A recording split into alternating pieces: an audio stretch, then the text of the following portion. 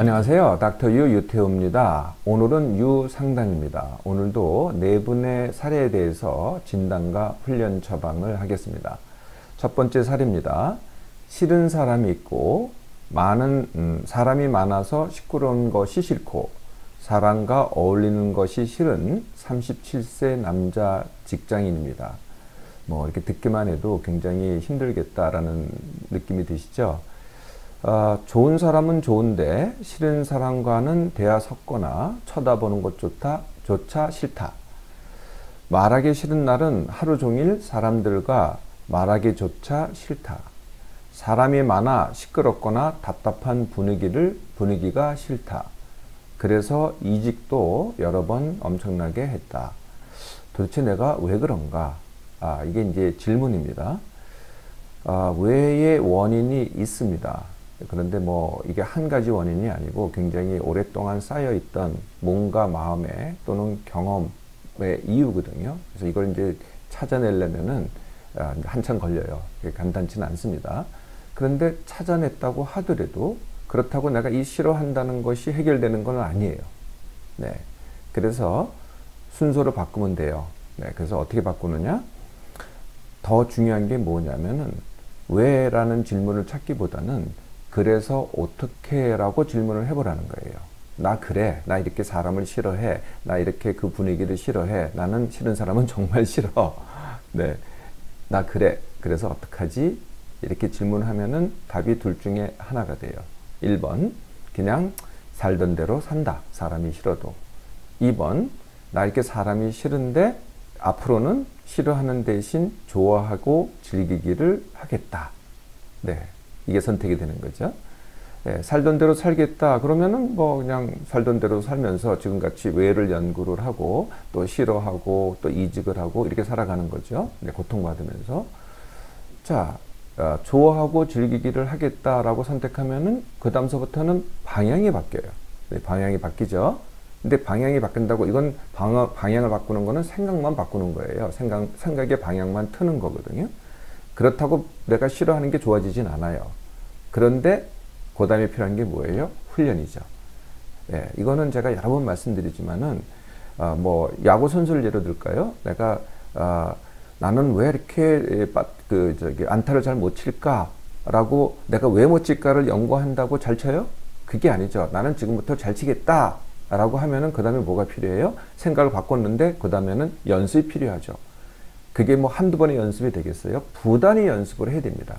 근데 의외로요, 연습을 시작만 해도 굉장히 빨리 바뀌어요. 그걸 좋아하고 즐기게 된다는 거예요. 네, 제가 두 가지 강의를 올려놨어요. 하나는 왜보다 그래서 어떻게 도 참고하고요. 그 다음에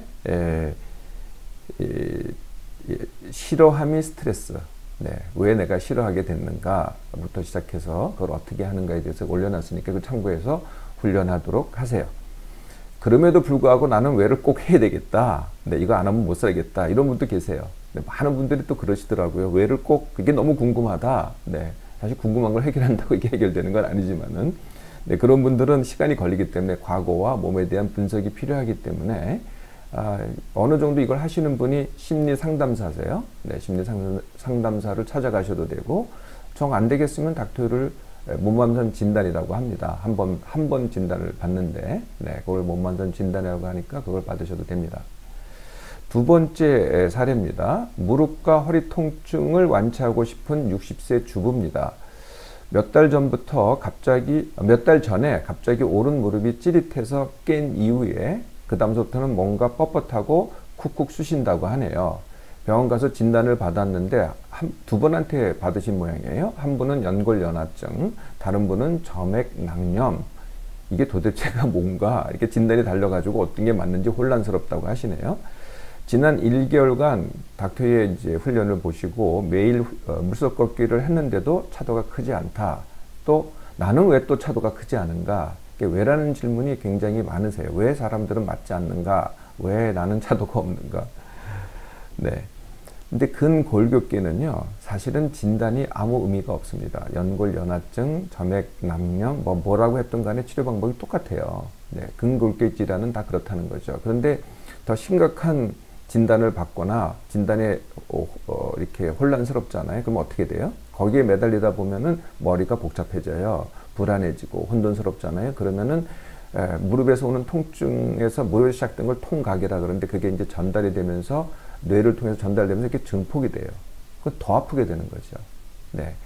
사실, 네. 그래서 이걸 이제 통증회로라고 합니다. 그러니까 그러니까 무릎의 병이긴 하지만은 그걸 더 크게 느끼는 거를 통증회로라고 하죠.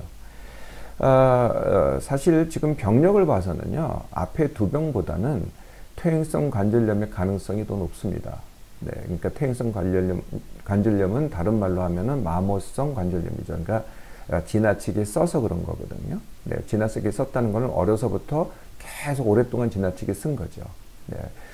사람이 무릎을 지나치게 쓰는 건 뭐예요? 서 있고 걷기입니다. 네, 아니면 뛰기 이런 것들이죠. 네, 그래서 이제 그걸 중화하는 운동이 물속 걷기입니다. 근데 이분은 이제 한 달 동안 매일 하셨다고 하니까 완출련은 혹시 안 하셨다면은 서 있고 걷기를 최소화하기입니다. 네, 그러면 이렇게 얘기하실 거예요. 나는 뭐도 해야 되고 뭐도 해야 되는데 이걸 어떻게 안 할 수 있냐? 제가 언제 그렇게 바꾸래요? 네, 지금 당장 이렇게 해보시라는 거죠. 우선 2주만 해보세요. 서 있고 걷기도 최소한으로 하시고요. 뭐, 버스 타고 갈 일을 갖다가 택시 타고 가고, 뭐, 걸어서 올라갈 일을 갖다가 가급적이면은 에스컬레이터 아니면 엘리베이터를 타고 이런 식으로 하는 겁니다. 또, 서서 뭐 집안일을 하신다. 그러면은 좀 이렇게 긴 의자 있어요. 플라스틱으로 된 거. 거기에 앉아서 집안일을 한다. 되도록이면은 서 있고 걷기 줄이기를 하시라는 거죠. 이제 보통 2주 정도 걸리고요. 그 다음부터는 다시 서 있고 걷기를 하셔도 되는데 밀당으로 하셔야 되겠죠. 조금, 그러니까, 안 했으면은 안 한 걸 기준으로 조금 더 하고, 또 며칠 또 해보고, 괜찮으면 조금 더 하고, 만약에 그게 지나치면 다시 좀 바로 이 전 단계로 되돌아가고, 이게 이제 밀고 당기기입니다. 또 한 가지, 이미 병원에서 무릎 강화 운동을 가르쳐 주셨을 거예요. 그것도 열심히 하시면은, 이 통증 회복에 도움이 됩니다. 자, 세 번째 사례입니다. 팔뚝살만 빼고 싶은 45세 여자 직장인입니다. 체중은 정상인데 팔뚝이 유난히 굵다 그래요. 젊었을 때부터 그랬었고 지난 4년간 운전을 했더니 더 굵어졌다고 합니다. 또 팔뚝살 빼는 운동을 했는데 효과가 전혀 없었다고 하네요. 이제 자신의 얘기는 그렇고 또 다른 걸 또 물어보셨어요. 왜 중년이 되면은 팔뚝이 굵어지느냐? 네, 중년이 된다고 다 팔뚝이 굵어지지 않습니다. 일부가 그렇죠. 네, 당연히 굵어진 게 아니라는 거죠. 내가 굵어진 거지. 일단 팔뚝을 구성하는 게 뭐겠어요? 네, 제일 많은 게 근육입니다. 두 번째가 지방, 즉 기름이죠. 세 번째가 뼈입니다. 네 번째가 피부. 네, 피부 밑에 이제 피하 지방이 있죠. 피부가 있고 그 외에 뭐 혈관도 있고 뭐 그렇습니다. 뼈가 뭐 굵기가 변하겠어요? 안 변합니다. 피부의 두께가 변하겠어요? 안 변합니다. 나머지 게 변하겠어요? 안 변합니다. 그러면은 변하는 건 뭐겠어요? 네, 근육하고 지방입니다. 팔뚝살이 굵다는 건 뭐겠어요? 지방이 많거나 근육이 많거나 둘 다 많거나 이렇게 되는 거죠. 중년이 되면은 왜 팔뚝살이 굵어질까요? 네, 두 가지가 다 그렇습니다. 팔을 많이 쓰니까 팔뚝의 근육이 굵어지겠죠. 거기다가 중년이 돼서 살이 찌는데요. 살이 찌는 게 지방이 늘어나는 거죠. 지방이 늘어나는 게 물론 이제 전체적으로 늘어나긴 합니다. 그런데 이게 사람마다 부분적으로 늘어나는 사람들이 있어요. 어떤 사람은 복부가 늘어나고 어떤 사람은 하체가 늘어나고 어떤 사람은 상체가 늘어나고 어떤 사람은 팔뚝이 늘어납니다. 이게 또 왜 그러냐? 뭐 이것도 따질 수 있겠지만은 그건 사람만의 미묘한 차이입니다. 네. 뭐 그게 왜 그 차이를 없앤다 그래서 없어지는 건 아니고 그냥 차이라는 거거든요. 얼굴도 좀 더 예쁜 사람, 뭐 미운 사람, 뭐 좌우가 비대칭 사람, 뭐 여러 가지 사람이 있잖아요. 그런 거나 특별한 이유가 없이 그렇다는 거예요. 네. 자, 그런데 근데 대부분의 사람들은요, 중년이 되면은 살이 찌는 게 근육이 늘어나는 것을 압도를 해요. 네, 그래서 대부분의 사람들은 사실은 그 중에서 지방이 느는 거죠. 근데 사례자의 경우에는 그 반대입니다. 이분은 이제 마른 사람이거든요. 마른 사람이니까 지방이 는 게 아니고요. 근육이 굵어진 거죠. 네. 그런데다가 4년 동안 운전을 했으니 근육이 더 굵어졌죠. 이제 이분이 이제 팔뚝뼈 팔뚝뼈가, 죄송합니다. 팔뚝뼈가 아니고요. 팔뚝살입니다. 팔뚝살이, 팔뚝살 빼는 운동을 했다 그러잖아요. 이분은 근육이 더 커진 건데, 운동을 하면 어떻게 되겠어요? 네, 이분한테는 근육이 더 커지면서 효과가 없거나 오히려 역효과겠죠. 네, 그렇게 잘못하신 거죠. 그래서 이분에서 팔뚝살을 빼는 방법은 반대입니다. 팔을 안 써야 돼요. 네. 그러니까 지금부터 운전이 그랬다면 운전 안 해야 되겠죠. 네, 되도록이면은 운전을 안 하고 뭐 택시를 탄다든지 대중교통을 탄다든지 이렇게 하셔야 되고, 정말 운전을 해야 되겠다 그러면은 최소한의 긴장을 가지고 하는 겁니다. 이게 이제 같은 운전을 해도 최소한의 힘을 가지고 운전하면은 그래도 근육이 안 굵어져요. 그런데 이제 운전을 갖다가 아주 긴장되게 해가지고 하잖아요. 예, 그러면은 근육에다 힘을 줘야 되겠죠. 그러면은 근육이 굵어집니다. 그래서 천천히 느리게 하면은 그래도 괜찮아요. 안 하는 게 더 좋고요. 네. 그게 한 방법이고요. 그 외에도 팔과 손을 쓰는 일이 있잖아요. 집안일을 하는 것도 마찬가지입니다. 최소한도로 줄이고요. 또 하더라도 최소한의 긴장을 가지고 하라는 거예요. 네. 하기만 하면은 차이가 납니다. 네. 확실하게 줄이면 줄일수록, 힘을 빼면 뺄수록 차이가 나고요. 적어도 1개월만 하시면은 차이가 나기 시작할 거예요. 줄어들기 시작할 겁니다.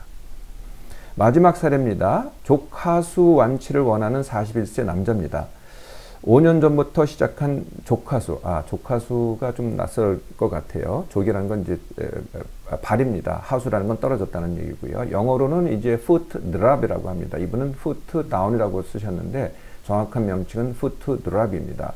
이게 또 상당한 여러 가지 원인이 있어요. 이것도 사실 왜보다는 그 원인보다는 사실은 어떻게 하느냐가 더 중요한 거거든요. 그래서 지금도 근데 어느 쪽이라고는 두 쪽이 다 그런 경우는 드물고요. 한쪽이 그럴 것 같아요. 근데 이분이 어느 쪽이라고 양쪽인지도 얘기를 안 하셨고, 어느 쪽인지도 얘기를 안 하시긴 했어요. 지금도 길을 걷다가 길턱에 채여서 넘어진다고 하네요. 절뚝거리고 뛰지를 못하고요. 더 큰 것은 내가 등산하고 싶은데, 마라톤을 하고 싶은데 못한다는 거예요. 어쨌든 그래서 수영과 평지 걷기는 꾸준히 하고 있다고는 합니다. 5년 전부터 이게 족하수가 시작이 됐는데 4년 전에 발목 골절이 있었고요. 이것도 이제 어느 쪽 골절인지는 어느 쪽의 골절인지 얘기를 안 하셨어요. 그리고 그 다음엔 또 허리 디스크하고 협착증이 생겼다고 하네요. 근데 그것은 수술을 받고 나았다고 해요. 지금은 아이들과 축구도 하고 술래잡기도 하고 싶은데 어떻게 하면 좋겠느냐. 이 중간에 왜 발목 골절하고 허리 디스크가 있었잖아요. 근데 이게 뭐 원래 족하수에 기여를 했을지는 모르겠는데 했다고 하더라도 지금은 그냥 족하수입니다. 네, 그거 기억하지 마시고요. 내가 현재 족하수가 있어요. 이걸 어떻게 하겠느냐가 이제 질문을 하시면 돼요. 왜 생겼느냐 보다는 어떻게 하겠느냐. 네. 그래서 이미 수영과 물속 걷기를 했다고 수영과 평지 걷기를 했다 그랬죠. 그러면 수영을 물속 걷기로 바꾸세요. 왜냐면 이게 걷기가 내가 하고 싶은 거니까. 이렇게 바꾸시고요. 수영은. 또 평지 걷기를 했잖아요. 그러면 지금부터는 빨리 걷기를 하세요. 네, 잠깐만 페이스를 높이면 빨리 걷기가 되겠죠. 그래서 물속 걷기도 밀당으로, 빨리 걷기도 밀당으로, 자꾸 밀당으로 하다 보면 어떻게 되겠어요? 빨리는 안 되지만은 점점 더 빨리 할 수 있어요. 그러면 나중엔 뭘 할 수 있어요? 뛰기를 할 수 있죠. 네, 또 뛰기가 돼도 밀당이 되는 겁니다. 근데 그걸 하시면서 더 확실하게 도움되는 방법이 체중 줄이기예요. 네, 그러니까 족하수가 이제 어쨌든 이 근육이 위축이 된 거, 힘이 떨어진 거거든. 족하수라는 게 올리지 못하는 겁니다. 그러니까 자꾸 올리지 못하니까 이게 걸리는 거죠. 네, 발을 갖다가 올리지 못하니까. 네, 근데 그 힘을 자꾸 키워가는 거거든요. 그런데 위에서 내리 누르고 있어요, 힘이. 그러면 더 힘을 못 쓰겠죠. 네, 그래서 적정 체중으로의 감량이 필요한 거죠. 거기까지 되잖아요. 네, 그러면은 뛸 수 있습니다. 뛰면 지금 원하는 축구, 술래잡기 다 할 수가 있는 거죠. 네, 또 네 분의 사례를 말씀드렸고요. 다음 주 화요일 날 다시 만나겠습니다.